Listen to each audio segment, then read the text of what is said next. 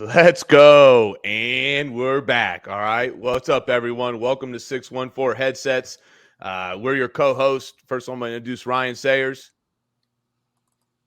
How's everybody doing? We got Donovan White. What's up, everyone?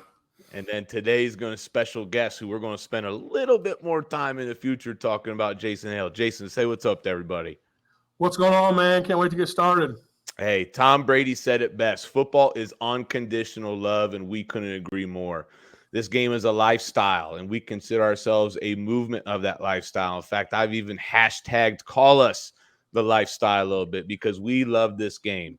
If this is your first time tuning in, we're three high school football coaches from the Columbus area who live and love this game and can't get enough of it. That's why we're 614 Headsets. And you boys see what I'm wearing today. I had to put this special shirt on with the dog pound. And it's not just because Jason Hale's joining us, but because, believe it or not, Cleveland is our second most downloaded city. So we're going to do this one time. That's Northeast Ohio for you. That's where I'm from. I'm Cleveland telling you, football runs deep there.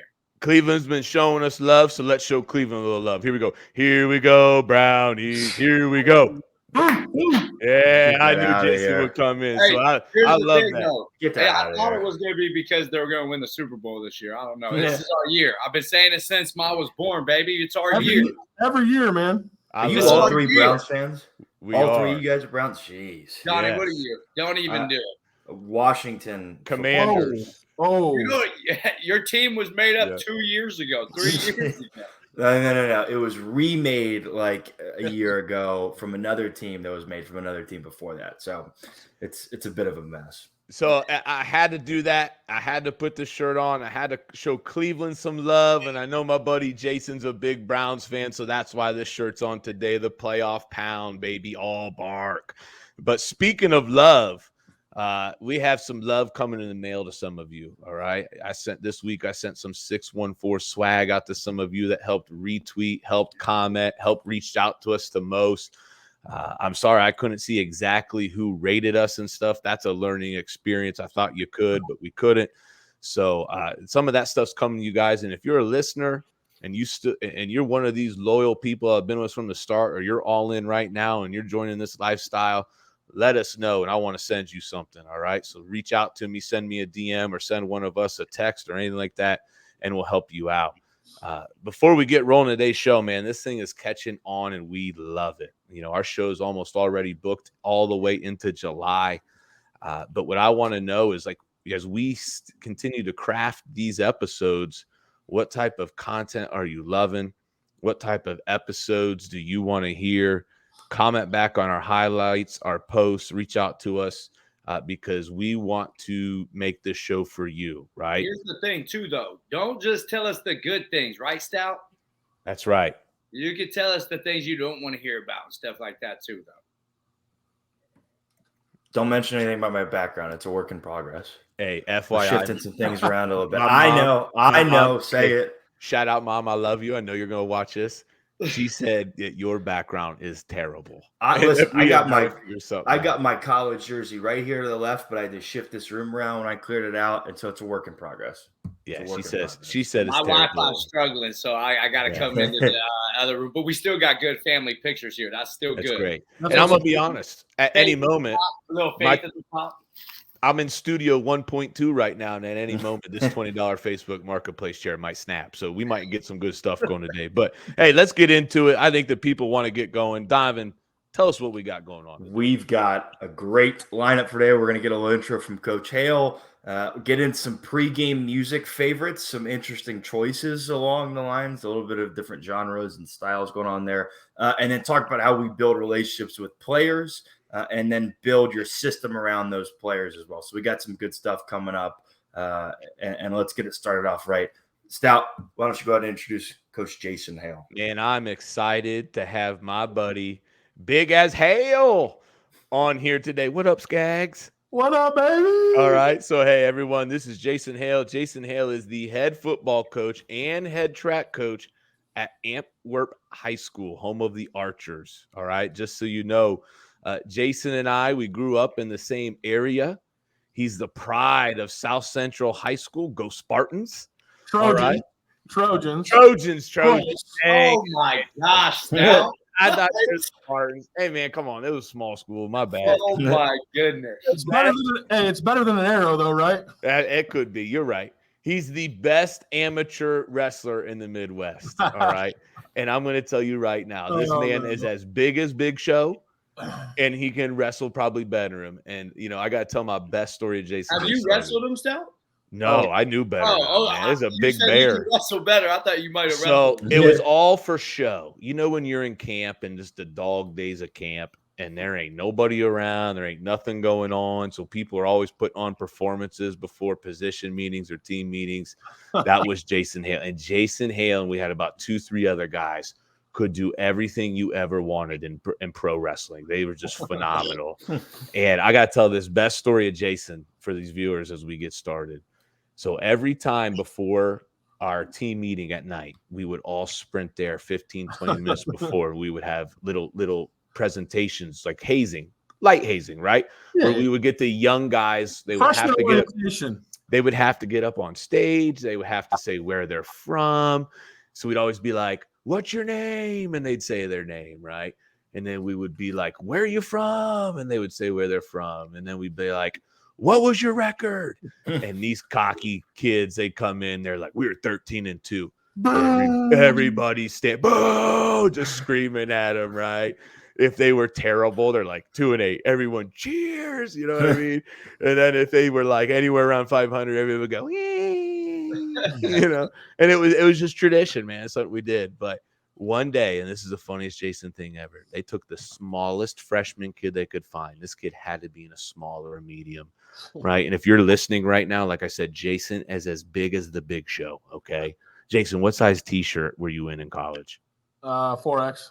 4X. They found a kid in a small or a medium, and they made them switch shirts, and they somehow squeezed this smaller medium onto him and the big one on him. It was hilarious, man. But I can't wait to get going. That's Jason Hale. Everybody loves him. He's the Big Show.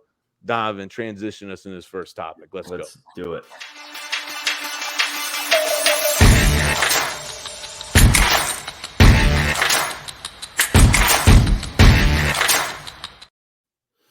All right, Sayers, you kind of had the tradition started last week with the All Gas Awards, and so we thought we'd transition that into our favorite music, pregame music specifically. I was a little confused. I get I'm the youth of the group, so I was like, is this more playing days? Is this coaching days? So it was a little bit of a mix for me, but I'll throw this up at the beginning and towards the end again. I'm Sayers. Be real though. Hey, Donnie Max is next to mine. I'm rocking with Donnie Max. It's hard, isn't it? Not bad, right? Yeah, I'm be honest with you. I have no idea what Zany Family is. All right, let me get into mine. All right, and let me preface with this. I did not include the greatest song of all time in there. It is Live Your Life by Rihanna and T.I. I always listen to that playing or coaching, but it's not the typical pregame music, and I don't know if it's my favorite pregame music, but it's the greatest song of all time. Either way, number one, Run This Town, Jay-Z and Rihanna. I've got it timed up when I was a player and as a coach, like right before specific moments, getting off the bus, like it'll start walking down the hill at Miami, walking into a stadium in high school, whatever it was. Love that song. Zany Family by Future. Always got to have Future on your playlist. If you don't, you're doing something wrong because, yes, I'm going to say it, Future's the greatest rapper of all time. You can agree or disagree. Bold statement. All right. Yep. And then last, a little classic, Paradise by Big Sean. Number 3 was tough because I was like, do I want new music in there? Do I want some old music? Paradise by Big Sean is a bit of a classic, and I love it. And you know what? I'm glad you said that with number 3 because I did this kind of the same thing. Number 1 for me, Till I Collapse by Eminem, an absolute banger, has been on my playlist since I was in high school. Ryan, what are you going to say? Almost on mine. I'm not going to last out. That was very close to that mine. one to this day, it still hits even as a coach. I had it close. Number 2 for me. I don't know what it is. I don't know if it's a generational thing, but In the Air Tonight by Phil Collins. It was like a generational thing. I don't do nothing for me. It's an O-line thing. I don't know what it Yeah, is. We you're listen to that as the unbelievable. O-line. But- But- O-line is always the weirdest dudes on the team. Man. Right? And it's Careful. Shout out Ashland, Ohio, the Arrows baby. Right, that would be on every Friday night, and it would set the tone. Somehow went to college, and it was the same thing, man. And I tell you what, that thing, you just get these shivers thinking about being back in that moment, hearing that song. And then I'm with you, Donovan. I took number 3 as the new thing. Are you kind of currently like, hey, this is it? And every playlist I've ever made since kind of we get into this current side has been, I'm on a new level, huh? You know what I mean? I had to do it. The remix version of it is better. I'll have to send it to you later. Way better. So now I'm up. I got the best playlist by far. Everyone's going to agree with me. I already Mr. know. All gas. Hey, that is my playlist is all gas, no brakes. Like I'm telling you right now, you listen to these 3 songs and you're running through a wall, baby. Look, Stick Talk, if that's not on your top 3, if that's not number 1 in your list, or Future's not on your list, I see 2 dudes on here. The only other 2 that don't have Future on their list, they're just missing out, right? I 100% agree. They must not just be juiced up before games, but that's what it is. Stick Talk, that one, we came out to that in college. We come out to that in Northland. That's the song we run out to, which is obviously pretty unique. But and then number 2, everybody knows Dreams and Nightmares by Meek Mill. That's our pregame song right before we walk out as a team. That's our song right after we win a big game. And then number 3, tough one. So I went the opposite route, right? Like you guys kind of had, I went with the old school one there, right? This song is always going to get me going. That was the song I listened to before my games in high school. Is X Gonna Give It To You by DMX. And now my son's name's Xavier only because of this song. Love it. No, I'm playing. But it's gonna be his theme song though. And when he was coming out of the womb, I was playing it. Come on, give me one. Yeah, a man is a serious shit. Hey, that's why he barks a lot, growls a lot, acts like a dino. He's X gonna give it to you. That's a great song, though, man. I'm gonna tell you what, the bass in that Great one hits banger. hard. And you know what? Again, I got some new stuff to download. I'm gonna be honest. I don't know Stick Talk either. What?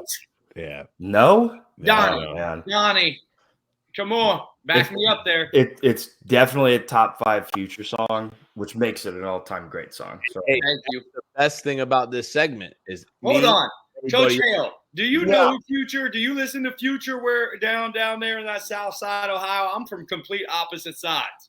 Future, you got to have a little bit of I don't know, like if you don't get into it, like Hey, with first some off, bangers- dummy, the guy said he's from Northwest Ohio, almost near Fort Wayne. See here, when now Sayer's prime true self is shining through right now.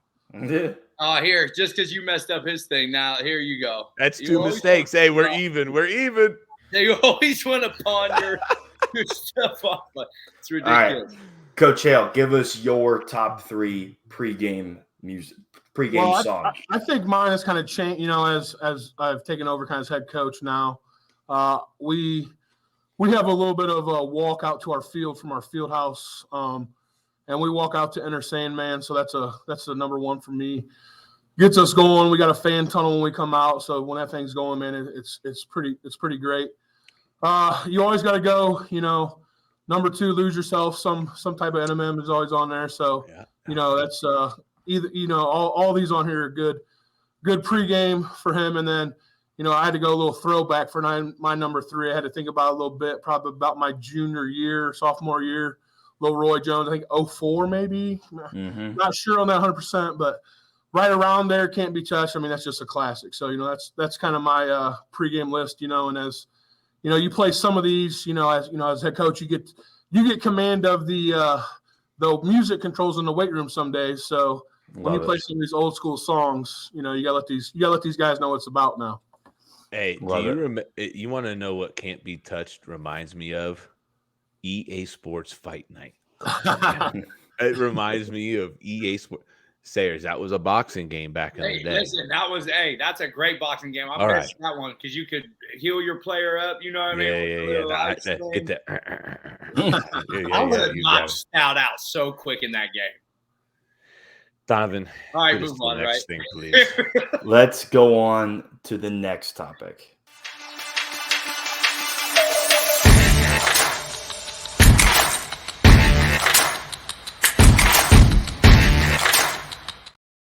So when we talk about not only just the process it takes to get to success, but building the relationship with players, Coach Hale, from what I understand, you've got a really interesting journey when it comes to building up that culture and building the relationship with the players. And so, talk to us about kind of what that journey was like for you, your team, your career. Give us kind of your background and how your story started when it comes to high school football and that journey. Hold up. Before we let's literally let viewers know how rare this journey is and what we're talking about. We're talking about a journey of look at you shoving a snack in your mouth. We're talking about a journey of 0-10 to making it to a regional championship game. Jeez. That unbelievable. And so, absolutely, Jason, tell us about that. Yeah, so obviously I've been pretty lucky with being here in Antwerp. It's a great place, great community. So started in 14 as an assistant. And my first year, we only had 19 guys. So, we had to put 19 strong was our motto that year. We had 19 guys. We won our first game, went 1-9 as an assistant, so that was some tough times. Then we go, the next couple years. And then we actually end up, when I was still assistant in 2015, we had to take a year off of varsity. Our numbers weren't great, but we knew we had some special groups down below the group in high school, and then especially our group that was in 4th and 5th grade then. We knew they were coming. So, we took a year off for JV when I was still assistant, and we had a really good year. We were playing a lot of freshmen. So, it's hard, and you guys know playing big schools, but, especially – when you're trying to play freshmen against seniors, it's tough. So we wanted those guys to gain some confidence. And luckily, we had the support of our administration in our conference. And we were able to do a year JV. So then we come back after that JV year, and we go 2-8. We're playing a bunch of sophomores. And then we went 1-9 in 2017. And then in 2018, we went 6-4. That was our first winning record since 2007. So, that group we took the year off for when they were freshmen, they played. So that's when I was still assistant. Then in 2019, I take over as head coach. Very, very ecstatic and excited for the chance, to build my own program. With that, knew what we had, and so we lose a lot of seniors obviously when I take over in 2019. But we had some injuries that year and we got 0-10 my first year. So. It's tough being a small school. We're D7, obviously. So we got 0-10. All these ideas you have, things you want to try to do, you got to play with what personnel you have. And that's what we had to do that year. And injuries really, really hurt us that year. So we go 0-10. Come back next year. And this is the year that, these 4th and 5th graders, a special group we have now that are juniors going to be seniors that we kind of been waiting for. A great group of kids. They're coming in as freshmen. Obviously, you guys remember, COVID hits us 2020, right? So, that crazy year when we figured out the playoffs, all that, we were excited for a chance to get the playoffs. So we hadn't won a game. We go down and play Waynesfield Goshen. And we win 20-17, led by a freshman quarterback. Takes us on a game-winning drive in the 4th quarter, throws a post over the middle, win the game, and we get a defensive stop to hold them. So that was my first career win in the COVID year. So that was pretty special, playoff win, kind of a unique year, something I'll never forget. And then we win, that season we played. So we lost our next playoff game, but still had 2 more games and we were able to get another win. So my second year we go 2-8. So we had a bunch of great freshmen coming back with that. The plan was never to play. Carson Ultimus is going to be our senior quarterback, first team Ohio last year for D7. The plan was never to play him as a freshman. But injuries happened, and he kind of got thrown into it. And I really think that really helped him. Again, that's kind of what we thought. You got to build your system on what we have, and he's a very good player for us. So we built things around him, starting into that freshman year, going into a sophomore year. So then we come out in 2021. So we have a great group of seniors that year, plus the group that we have now that's going to be seniors were sophomores. And we were able to go 9-3, make a playoffs, win a playoff game. And we lost our second round 26-21. So close game. So that was my second year. So then, you lose 14 seniors off of a playoff team at a D7 school. That's tough to replace, man. But I knew what we had, and this group was pretty special. So we come back after going 9-3. We come back and we go 13-1, led by a great group. I only had 2 seniors last year, led by a bunch of dudes that were juniors, man. We got 14 of them. They're dudes, and we come back and go 13-1, win the first conference title ever in our history, and then make a regional final. So it has been, we have a great group of resilient kids, and I've tried to build everything around them, build relationships with them, and you have a vision of what you want to do, and this is what's happened with that. So I've been extremely lucky, blessed, great community, great kids, and I am so stinking ready to get to Singer Rolling this year, man. It's you guys know when you guys got coming back, when we got coming back, it's just we're gonna be ready, and I'm very excited. So that's kind of our journey, as we get ready to go into off-season workouts here, starting in about 2 weeks. That's where we're at. So we lost 2 seniors. That's it. We got 46 guys coming back next year total on the team, 9-12. So that's the most we've ever had. Again, remember when we started out, my first year, we had 19 guys. So now we're at 45 guys, going to be on the team next year. Having to, look at getting some more jerseys, things like that, some great things to have. So, it's a great problem to have, and I'm super excited to be at this place to represent Antwerp and represent our guys. So just super thankful. And this is a life I've actually lived before. All right. My first head coaching job was Crestline, Ohio. The Bulldogs. To fill everybody in, okay? I grew up 25 minutes from this town. I drove to the town next to it to eat all the time my entire life. When I applied for the job, I had to Google map where I was applying to. And I was like, that's right there. Are you serious? Right? And it was the Bulldogs. You got it, Jason. But they were most famously known as the Junkyard Dogs, baby, because the stadium was right next to the town junkyard, just grit and sandpaper. You know what I mean? Yeah. But I lived this life, man. I remember when we first came in, we had that same thing in the teens, 18, 19 kids. Every assistant coach is holding a pad and a scout look, trying to even give an 11-on-11. Half line. All of your stuff, you're not even doing inside run. You're doing half line stuff and everything. And it was the biggest shock to my system ever, man. And you're pulse testing kids. You're alive? We need you. Come on out. You know what I mean? And that's exciting to hear, man. I'm so dang proud of you because, that's a journey many people don't gut it out and finish through, man. Yeah, I've been extremely lucky with great support from our administration, great support from the community, and like I said, we're looking forward to what's going to happen this year. As a head coach, you have a vision of what you want to build and what you want to do, and we've just I felt like I've stayed true to who I am and true to who we are as a program. Build our cornerstones on character and accountability and work ethic and being accountable to each other. And our guys have really bought into that with our off-season workouts. They're accountable to each other. They're showing up with a, 99%, 100% attendance rate, and putting the work in. So it takes time to change, man. When you're a head coach, you take over and I didn't necessarily need to change. I just needed, we just need a new life into a program, man. When you go 0-10 your first year, you got to rejuvenate some things. And we kind of looked at the way we did some things and we're more efficient in practice. And Kyle, I'm a high energy, high motor kind of guy, and that's the way I coach, and that's what I want our guys to do is play with energy. And I'm a big believer in coaching with passion, and our guys show passion. So, it's the way I am is the way I want our guys to be, super passionate, love the game, care about each other, and they've done that the last couple of years. So it's been great to see. Coach, did you know? So, to me, you said the 6-4 season that stuck out to me. The first season, it was a winning season, right? Yep. Did you know, at that season, that could be a turning point for you guys, or did you also know at that time, maybe I want to take this program over? How?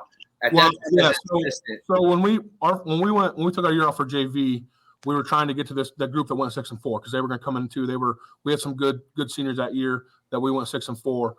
But then we still had a group that were 4th and 5th grade, at that time that were coming up that are seniors now. So it was kind of a bridge of both worlds. We knew we had a good group then. So to try to finish them, and we went 6-4. but then to still try to keep building things up for the group we have now. So it's been a little bit of both. That's a constant battle. I feel like at small schools that coaches have to deal with. You're constantly looking at your 6th, 5th, 4th, 3rd grade numbers, and hoping those kids make it to you and you can get them out for varsity. After winning, what's the numbers look like now? That's my last. We're going to be at 45 guys next year. So we were at 30 last year. I think we were at 36. So we'll be at 45 this year. I just had a meeting this week, so we'll be at 45 guys this year. So we went from 19 and just under 8 years ago to 45 guys now. So it's great. Numbers are always so interesting to me because when I took over at Northland, right, when I took over the city, right, I took over COVID year.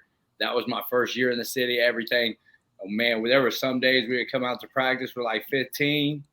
There were some days I'd come out to practice have 31 kids. Yep. You know what I mean? So I get that. That numbers kind of thing is always interesting to me. And I always say winning cures all, right? Now your numbers continue to go up. Winning cures all in every sport. So, like, Jason, obviously you have a winning culture now, and that's amazing. Clearly, when you came in, it was a losing culture, right? I looked back through a lot of the records. Yeah. Hold on, one second. So, just so people understand, a winning culture, it happens, right? And it goes from there. It's very easy to get stuck in a losing culture, right? And I'm just assuming, I could be wrong, but I'm assuming there was a little bit of that, or things that you absolutely wanted to see change when you got there. You talked about breathing new life in and stuff. What did you focus on that got you to this point to make that change? Yeah, so I think, we had great success, 2008, 2009, 2010. And then you're right, Kyle, we went in that loop basically from, kind of 2010 to 2017 there or whatever that was that we were kind of in that loop. So I think the biggest thing for me was I just tried to build a relationship with guys, show them that I care, that I see them. I make an effort to see them in the hallway during the school day. I'm making an effort to try to go to the basketball games, all the things that are involved. And I try to make a point to show that I care because I do, and I feel like if our guys know they care about you, they're going to be they'll run through a wall for you, and I think the biggest thing, like I said, is building player relationships. Also, we really try to focus on, our guys have great chemistry off the field. So getting them to build relationships on their own through, we do some team bonding things in the summer with, some competitive days, things like that. We taken from Ashland, we do summer accountability teams, and I'm a big believer in that. We're actually gonna have a draft on Friday for our seniors to draft their summer teams. They're accountable to make sure those guys are there with them to go through the summer war process and getting better. So just building those relationships, learning how to interact with each other, I think has been the big thing I really try to focus on, and just being positive.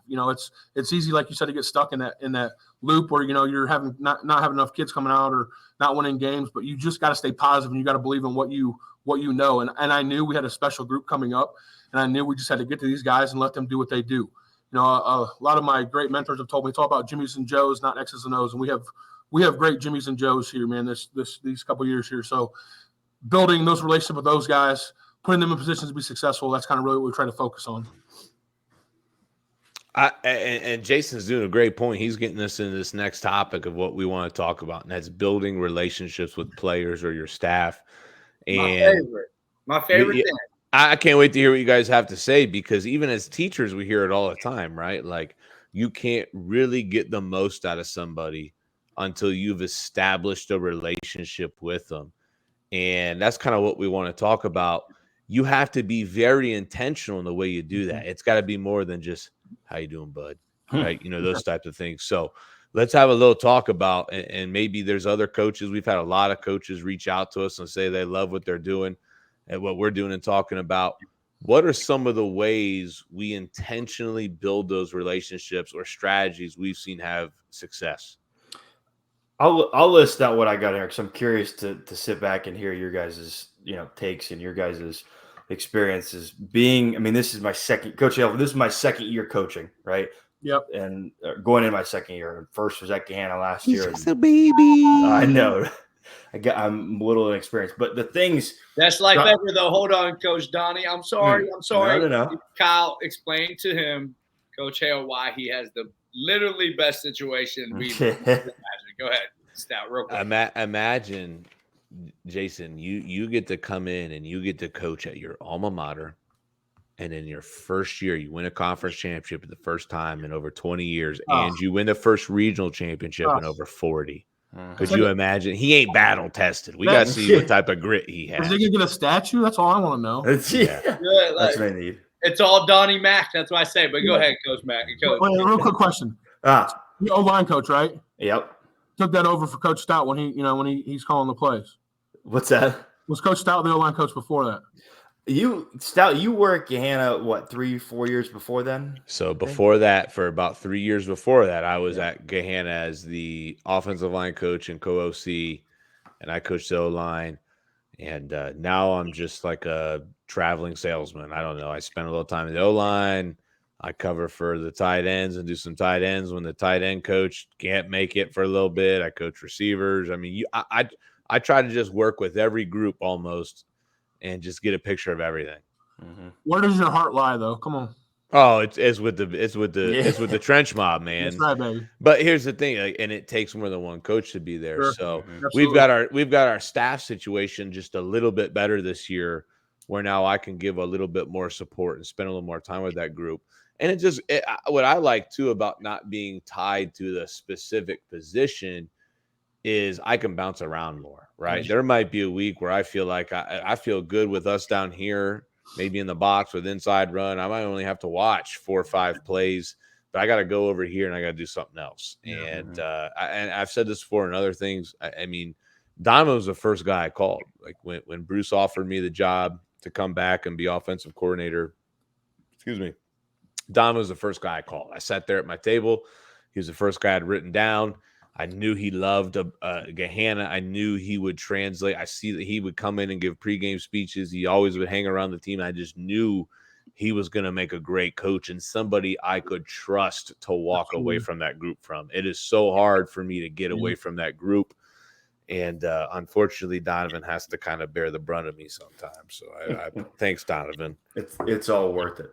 It's all worth it. It's been a fun ride. But going into my second year, it's a little different of the mindset of building relationships because I'm still learning how to do that, like in the sense of high school football. But the things that I kind of noticed, I took from my college years because I loved my college O-line coach to death, George Barnett. I can't say enough about him, what he did as a coach and as a mentor, and I take a lot from him.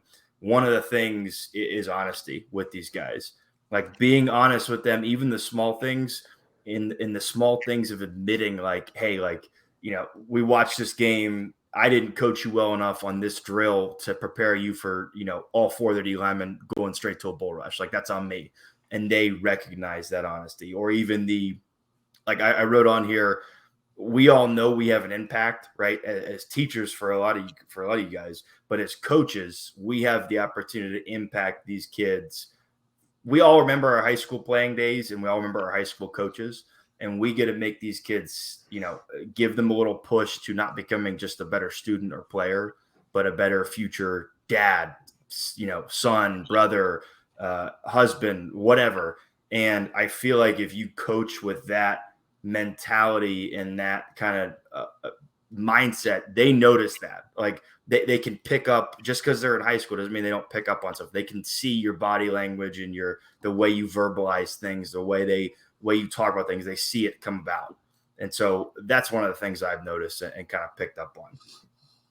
And figuring out what they need. Talk to them. Some of these kids are in different circumstances and figure out how they need to be coached, what their goals are. You know, a kid who wants to go play college football, it's a little different than a kid who, you know, who just loves high school football. You got to talk to them and motivate them different ways.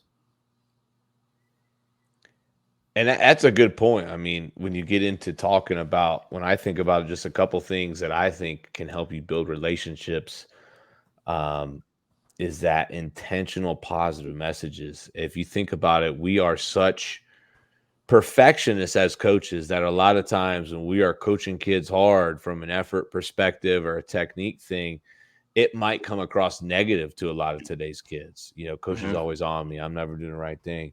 And that's why one of the things that I thought was really good that we did is you would think that last year was the easiest thing in the world going 13-2, but it wasn't. In fact, it might have been the hardest year I've ever had coaching one of them. and it was reaching all these personalities and different types of kids and needs they had. And one thing that happened that I thought was really good was talking to our assistant coaches and telling them about sending intentional messages. Message a kid. Tell him what he's doing great. Tell him you love him. Tell him what you're proud of him for. Taking that intentional moment to really speak one-to-one with a kid and let him know what you're proud about, what he's doing well. And a lot of time that's because we might be the only ones that are doing that for a kid, and how much of a difference that could make for them. The other thing I'll say too, and you talked about it before you asked me to come be on the staff, and I think I've got a unique perspective, which to me it's living the dream. Like I've always said I don't know if I could coach football if it wasn't at Gahanna, and maybe that's just because it's year 2. But I live and bleed Gahanna, and the to be able to talk to these kids about what it means to represent like their community, it's a little different. Like that's not everyone can relate to that. That's a unique perspective. Like I can talk with these kids of like I played O-line in the same stadium, not anymore, but the same stadium, the same jerseys, same crowd as you guys did. Like we can relate to an extent. So if you find something to relate on, it furthers that a little bit. And it's fun. It's fun to do. It's different. I think nowadays, like really like the youth is different, right? And you know, I'm only 27 years old, right? So I'm super young. I feel like as a head coach, for sure, I'm real young. But I feel like for me, that's like an up that I have on other head coaches that I can really relate to our kids and understand. But then there's still pieces that I don't relate that much to, right? Like my high school career was like Snapchat was just coming out, right? Like Twitter was kind of just coming out. Like we were just getting into that stuff, right? Now it's like full bore, it's wild, and I think that's important. And like one thing that I truly believe is unique about coaching is like, and what we try to do as coaches at Northland, like what I told our coaches is, you know, you have to understand your players. Don't get to know your players. Like get to understand them, right? Understand what they're going through. Know what they're doing at home. Know your players. Like know if they're having a bad day. Every day that I see my guys, I'm like, and our kids like will say stuff, like I'll be like, "Are you good?" So then they'll say it back, "Are you good?" You know what I mean? I say it every time I see them. Every time I look at them in the school. Every time I see them in the hallway. My first thing is, "What's up, baby? Are you good?" My guy. All right, now have a great day. Get to class. Or do you got to pass? You don't got to pass. All right, 15 push-ups real quick. Go back to class. You know what I mean? So like there's little things, and I think that it's unique right now. What we're on right now, this podcast is unique. There's so many different there's different environments in all 3 of our different spots, right? I think that, you know, Coach Hale's going to say, I think relationships are the most important at my school, right? Gahanna's going to say they think the relationships are the most important piece of their team at their school, right? And I'd argue, you know, in the city, I think relationships are most important, which in general, just football in general, the relationships that you make and the lifelong memories and the friends that you make is the most important. I try to get our kids to understand that. It's like these days you just don't get back, and the relationship that you have with them, right? Because a lot. Do you have kids, Coach Hale? No, you don't have kids, Coach Mack. You don't have any kids, right? So, Coach, no, but I tell you what though, Donnie is the busiest, most non-married, non-kid guy I know. He's always got something that is a conflict or issues. Like that's it. I'm done. And I think that's unique is like bringing your family around them, right? Like our kids will see Xavier. Like some days it don't work out that he makes it to the end of the game, right? It just doesn't work out as a 2-year-old. He don't make it to the end of the game. I'm literally signaling defense, like our open green, all our stuff. And I see in the background, here goes my son running across the fucking fence all the way around the back. And there goes my fiance sprinting after him. And I'm like trying to watch the game. But we bring our families around. Like no matter what, our kids will know pretty much who our families are. And they know who my son is, right? They see him running around. That's the relationship factor that I think is huge, is like getting to understand them, get it, and knowing their families, right? That's the biggest piece for me, is that. Yeah, I think, you know, for me, the one thing I've really learned over the past couple of years as head coach is you got to build a relationship with parents too. I have a mother's club. I have a head mom for each grade, and I communicate with them, about, hey, this is what we got for the week. They set up our team meals, things like that. So you're right. You have to build those relationships not only with your players, making that constant effort, but with the parents as well. And I think another thing that's led to our success is, I've really tried to, I have a great relationship with our administration, our other teachers here at school. I mean, those guys, those teachers and those principals and all that, they're just as important as my assistant coaches. They see these kids in class every day. They're working with them individually with class. So I got to make sure that I'm intentional going to them. Hey, I see this kid's got, this kid's struggling a little bit with homework. What can I do to help you help him? Things like that. So it's a whole entire process, and I think once you incorporate all that and get that all mapped out, you're able to find, what relationships you got to focus on the most, and then build them, because, it's constantly evolving. 1 week it might be you really got to make sure you contact the parents about things. It's the players, because we know how kids are. They're not always telling their parents what's going on or, what the schedule is for the week. So you really got to be intentional with, and technology's changed that with, Google Classroom, whatever app you use to communicate. That's one thing that I've really tried to focus on is making sure that I'm aware of our relationship with parents, administration, and other teachers and things like that. So that's been big for me. So how's one way that you do that though with parents, Coach Hale? Like, I'm just curious because we have, I do well. I think that I do well, but everything we can get better at. So what are the things that you do for that? So we'll have, right before we start summer workouts in a couple of weeks, I have a parent meeting right away in the summer. I outline everything they're going to need for summer workouts when we start our summer days, camp days, and then we get ready to start 2-a-days. So just outlining that. And then again, I think the biggest thing for me has been having a parent in charge of each grade, and then they communicate with all the other parents. That's been really big. I like that. I like that. Great. Yeah. Our old head coach, who's our athletic director, did that. And it's something that I really liked and took off of him. And it just makes your life easier when you have those people. And then, I think for me, being at a small school, also the relationships, you got to trust the people you have around you. And my coach, because all my coaches aren't in school. I got guys that are working in some factories, guys that are working other jobs that aren't in the school. So I got to be able to trust them when I plan our practice, that they're going to look at it, be ready to go, know what they're doing for their practice plan. So for me, one thing I really think that's helped our program, is we have our coaches meeting every Sunday, and, we're there for 5-6 hours game plan and building those relationships. I know I can count on those guys to be there. So that's something that's been really beneficial for me, just building those relationships with my assistant coaches, because they're just as important as you are as head coach.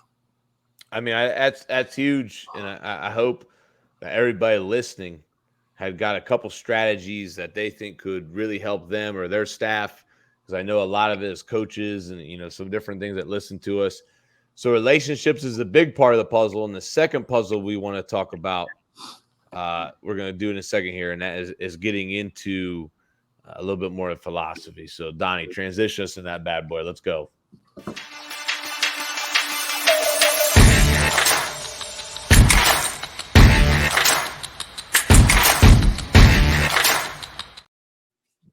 All right. So first thing you got to do is you got to capture them hearts to get the most out of these boys, right? Mm-hmm. And the next thing, though, is making sure that you're building your offense or defense to match your players. And, the famous saying is players, not plays. It's one of the oldest sayings in the book. It's a skill, though. I got to be honest with you. It's not something I did great when I was younger. When I was a younger head coach, I definitely thought a little bit more about the schemes and the concept I wanted to run, and less about the players, right, and matching that. So, Jason, is a part of this journey, right, to get where you're at. What strategies have you found about matching that personnel with what you're going to do schematically? Yeah, a big thing for us is, like you said, evaluating. So, we kind of get together as a staff and evaluate what we have, for each season. Like, these last couple of years, we've had a ton of skill guys. So we know, we got some not pretty good. We got really good skill guys. So kind of morph into more of a spread look, things like that, compared to where when I got to, when we have a lot of linemen, I know we can run some more tight sets and double tight, things like that. So, I think for us, the biggest thing is just evaluating what we have. Are you able to get into all your sets, your formations, your personnel groupings? That's kind of where I start is this is what we have. What groupings can we get into and make us successful? Because one thing that I found out during our playoff run last year is we really tried to simplify things. So we kind of got back to basics during our playoff run, you know, with our offensive linemen and our skill guys just being basic. So really going back to, you know, running that inside zone, running power, running trap, you know, we really simplified and just trying to keep it simple for kids, because when kids play fast, they don't have to think and you have success. So that's kind of what, you know, where we're at with that. Mm-hmm. I'll give you guys my perspective, because I'm the positional coach here, right? Like my job is to support Coach Stout and Coach Ward's vision for the offense, and I already know the scheme and kind of the setup of what Coach Stout wants to run. And so I get a little more nuanced look of like, all right, like I don't have to worry about deciding between zone or power or counter. Like Stout's the one putting in the, you know, hours and hours and hours of decision making on that. But I'm with you guys on kind of, I don't think enough people look at what kind of personnel and what kind of physical abilities their kids have and be like, okay, what can we do with this? Right. So I try and look at my group like that. I did last year. I'm trying to do it again this year of look at, okay, what are they physically capable of? I'm not going to do the same drill for a group that has the size, the strength, the athleticism. I'm not going to do the same pull drill where I have them pull in a half circle to move their feet a little quicker, right, over and over again. I'm going to do a drill that works on their push post, transition to bull rush, replace their hands, anchor their hips, right? I kind of look and say, okay, here's the system we have. What drills can I do that I learned as a player that can most enhance their ability in this scheme and for our team, you know, in a way that can set them up with their athleticism, with their strength, with what they have. So I think the most unique thing about high school football is, right, we don't get to choose our kids. Whoever's enrolled in your school, who comes out for football, that's who you have. So you have most schools. Great point. I'm not going to point. I'm not continue on. That's all I'm going to say. A fact is, though, like, you can't pick your kids, right? Like, I don't get to go pick the best guys for that certain offense that I get. So as coaches in high school, you have to be able to adjust and adapt and change your schemes and different things. Like, the most unique thing last year, our quarterback that we pretty much planned to have last year, right, just absolutely botched his grades at the end. We tried to get him into, like, you know what I mean, at the end, get his testing, get all his work in, ended up being ineligible. What we've practiced and, you know, did our 7-on-1s with the coaches, you know what I mean, throughout that time had completely now changed, right? Because now we have a first-year quarterback kid that's never played quarterback only. We just put the best kid that we thought, you know, had leadership skills, came in, did work out every day and work hard at quarterback. And for us, that was also us having to adjust as coaches. Now then he's fast, right? He runs read option well. He can't really throw the ball that well, right? We have a dog running back in Amir Brown that's been a 2-year first all-team, all-city, first-team all-city cat, right, since the sophomore year. And so we're going to run the pill, right? We're going to change it up a little bit. We ran a lot more motion and a lot more triple option, and we weren't even really running triple option with our jet motion and stuff like that. We just had to evolve and be able to get the balls to our athletes, especially in the city where I'm at right now. Right, I have a ton of athletes. Like this year, we have the problem of, like, how are we going to get every athlete that's on our team, because we got 26 returning lettermen? How are we going to get them to rock? Right? Like, how are we going to make sure that everybody gets a little piece of the love, right? And so that's where it's just all these is different, right? Because I bet Coach Hale, like your 0-10 year, it was probably a little complicated to figure out, like, what your personnel was going to be, how your matchup, who you were going to get the rock to, because, you know what I mean, you at 0-10 it's really tough, especially by the time you get to 0-8, right? Like, now you're trying to get practice rolling at 0-8. That's brutal.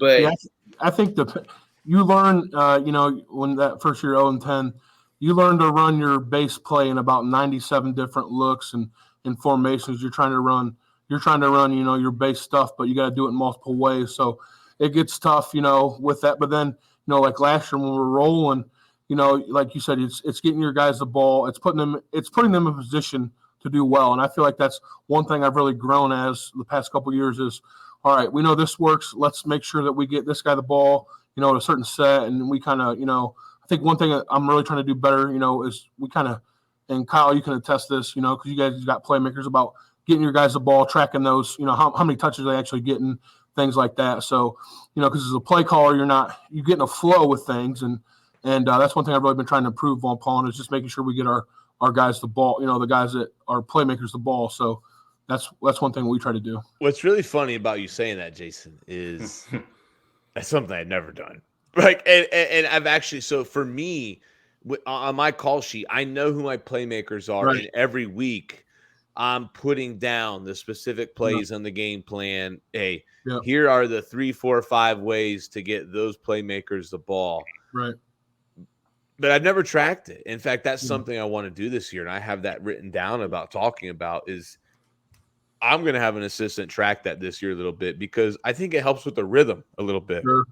And I saw last year how, you know, getting some catches or getting some touches or some targets to some guys early, how much that can pay dividends later when you get into that fourth quarter. Just giving those kids confidence, right? I caught one earlier. Now I can catch that deep ball later. And so all confidence in my tracking those touches or targets is huge. And that's going to be something that I've never done, and we're going to do this year.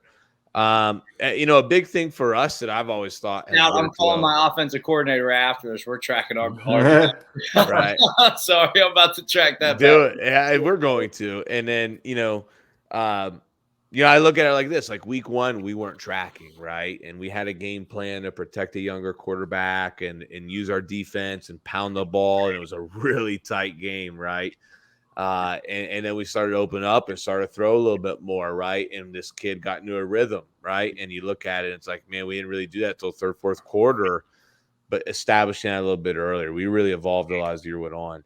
A big thing we used to always do too, or we do is we rank our top 20 players. So we look at our roster and we say, okay, rank them.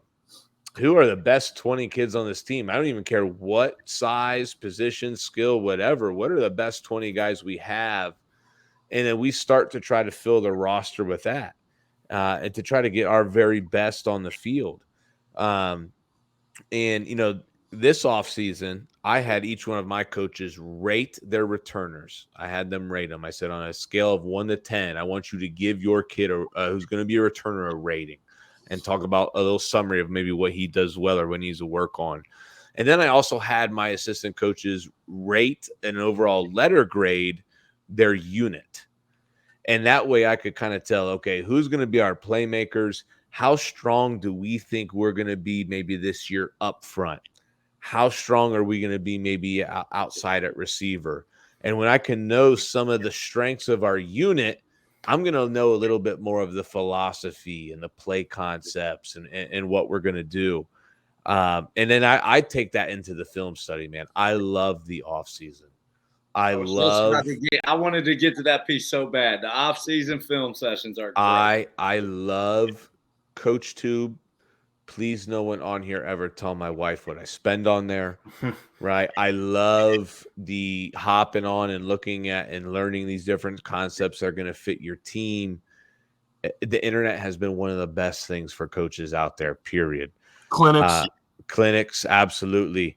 And, you know, for me, the last thing is this: don't be afraid to play around in the summer. Mm-hmm. You know, this is something that was never done when I was on a lot of other staffs a little bit, or maybe I wasn't the sole play caller. For me in the summer, I'm playing around a little bit. Like, I know what my core is. I know what we're going to do. And a little bit for me is playing around. And I will take these formations or these concepts or these types of tweaks that I think might be good. And to me, it's perfect. Like we've already talked on here, we don't get spring ball. You know what I mean? So we're already a little bit behind the ball figuring things out. And I love using the early part of the summer to play around with personnel, playmakers, and schemes to get an early look of, can this be a great thing? And you know what? Like, why not? Like, you don't lose anything off it. It either works really great and you're going to build on it, or you're going to be like, you know what? It didn't work as good as I thought it would, and we're not going to do it then. I feel like, too, when kids see you doing that and see you try new creative stuff, they're going to get excited and want to do well, too. So you get that buy-in when kids see that, you know, hey, we're not doing the same old, you know, trips right, trips left. We're trying something new, a new look, a new way to do something. So, you know, that creates that buy-in because you're, you know, your kids have to buy into what you're doing. And that's one thing that our guys have done a great job with us as we've really progressed these last couple of years is they're buying into what we're teaching, man. They're accountable in the weight room. They're running our plays hard and competing. So that creates that buy-in, man, when you do that. I think that's huge. Like, and for me, like getting our players the ball right, getting that stuff right is like making sure that everybody's on the same page, right? Like all of our coaches are on the same page with that and stop saying they rank their top players, right? And those meetings might get a little heated, but one thing that I always do with our coaches is I have, as a head coach, right, our after season meeting with every one of our coaches, just one-on-one, and really I rate them in 10 different scales, right? And I take, I'm a little crazy, right? Like I take notes on each one of my coaches throughout the season, and I take their attendance, right? I have a coach that takes attendance from my football players, but I take our coaches' attendance, right? Like how many minutes were you late? How much time of instructional football practice did you miss, right? Those were things that I was struggling with at the beginning of my career as a head coach, right? Getting the right guys in there, make sure everybody was at practice on time, right? Trying to throw things together. But now I think a lot of it's getting your players in the position is coaching, right? Making sure that your coaches are on the same page and also having them there at practice. That's a huge thing for us in the city, is like making sure that you have your coaches there so that the players know, oh, I have to be there too, right? Like I don't want to, I tell our coaches all the time, like, if you're coming late and you're doing all that stuff, you need to be running to the field just like as I'm going to expect our kids, right? Like if I'm telling our kids, run to the field when you're late, show urgency, be there on time, or you know what I mean? Like if you're in doing study tables or something a little later with teachers, run out to the field. Show me that you want to be at practice, right? Like you want to be here instead of you get to be here. It sets a standard.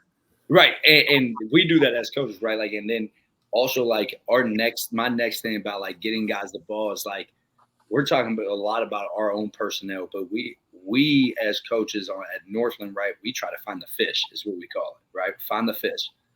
We always say, who's the worst player on that other team? And we will attack that player if we find the worst DB and we find the worst guy up front or inside the box, right? And we're running at him or we're throwing at him, and we're trying to find matchups to where we can get our best guy on their worst guy, right? It doesn't matter if that's maybe motioning, right? Starting out 3-by-1 or starting out 2-by-2, motioning 3-by-1, so that we get that matchup, right? Maybe changing the number 2 receivers on the line so our single receiver can go across the formation so that now they have to run with them, right? We do multiple different things to make sure that we get the matchups that we want in the game against that other personnel as well, right? So I think that's a huge thing in high school football. And I also tell our coaches, right, you don't have to beat the 30 to 40 to 50, 60-year-old guys across us, right? We have to beat 18, 17, 16, 18-year-old kids, right? We have to beat them. We have to confuse them. So that's one of the big points for us.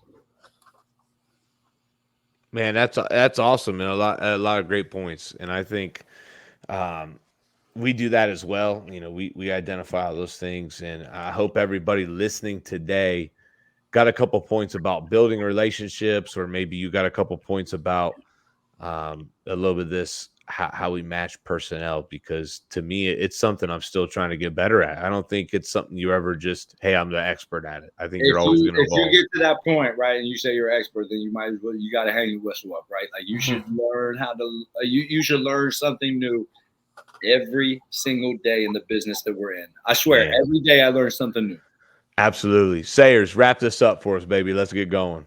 Listen, we appreciate everybody that comes on here, you know what I mean, and logs on with us and make sure that they're supporting us. Coach Hale has done an amazing job over at his school. He went from 0-10 to champs, and that's the title of our program today.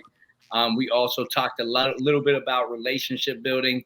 We got a great guest coming next week. One of my dogs, right? Coach Stout, can I say, are we allowed to say at the end of these? Absolutely. Go ahead. Oh, okay. So we're bringing one of my dogs on here, a guy that got hired as well during the time that I got hired, Coach Bell.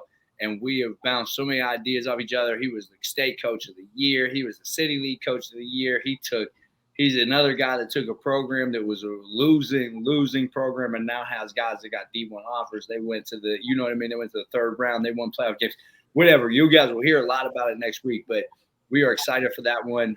Please subscribe. Please do, download, do everything that you can. Leave comments. Let us know what you want to hear, what you don't want to hear. Let us know what you want to make sure, Stout wears as a shirt next week. It don't have to always be Dog Pound. I'll wear whatever. Make sure you let Donnie Mack know what you want in his background. He Something. Jersey's going up by this weekend, I promise. Something. I'm not saying it can be anything. It can be just give it to them. But we appreciate everybody. Thank you for joining 614 Headsets. I hope you guys all got something out of this as well. And we appreciate it, and we'll see you again next week. One love, everybody. Appreciate it, everyone. Appreciate it, Coach Hale. Thanks, guys.